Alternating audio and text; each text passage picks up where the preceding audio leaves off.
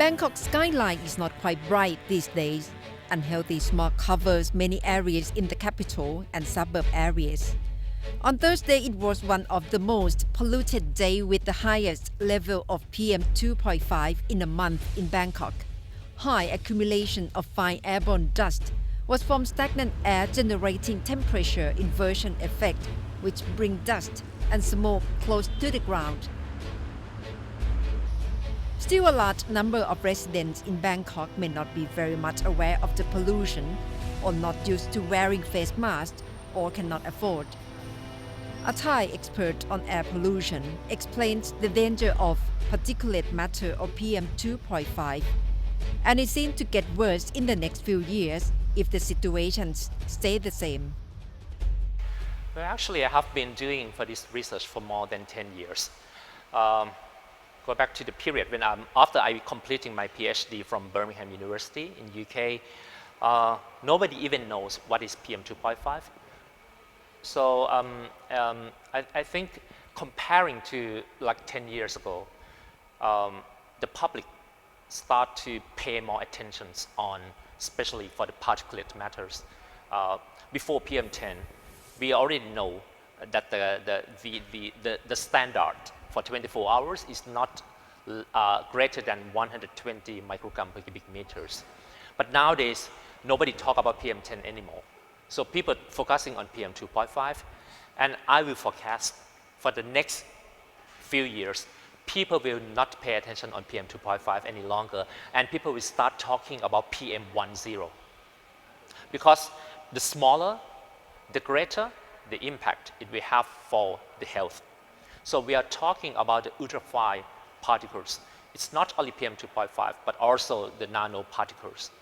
The smaller one will tend to be affected by the wind.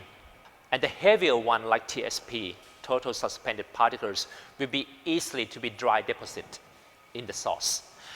And that's why the middle one, which is PM10, tends to be traveling longer. So that's, if you are talking about the long-range atmospheric transportation or transbodily pollution, PM10 is the most broader, yes. But if you are talking about the adverse health impacts, and then that would be PM 2.5, PM 1.0, or nanoparticles. Early this week, a group of students activists rallied at the government house and called for an urgent action by the government to tackle PM 2.5 in Bangkok, Chiang Mai, and other major cities. They are concerned with air pollution impact on lifestyle and health of Thai people. In February last year, the government announced national agenda to fight PM 2.5.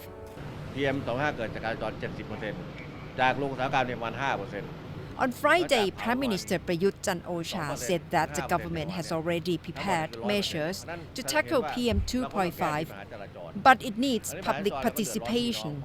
This is up to whether Thai people are willing to take part in public hearing. Prayut has also asked what kinds of cars are causing air pollution, and Thai people should try to help reduce the number of cars on the roads.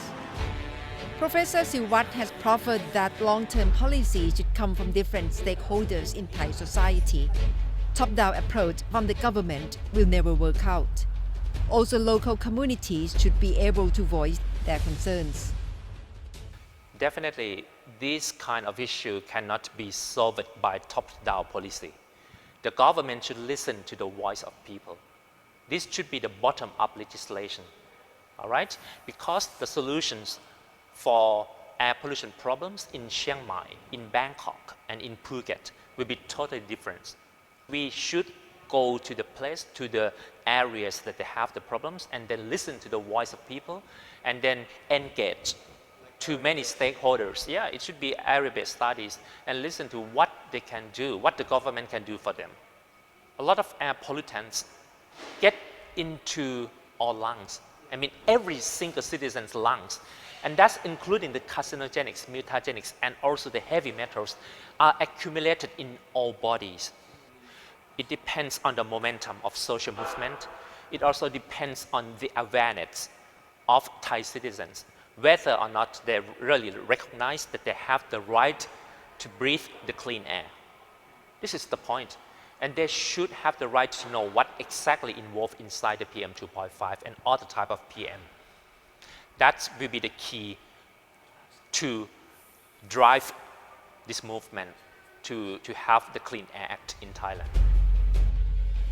Last year, the Clean Air Network released a Clean Air white paper to keep the Thai public aware of information about PM 2.5 and advocate the act as a legal tool to protect the right for Thai people to live in a healthy environment.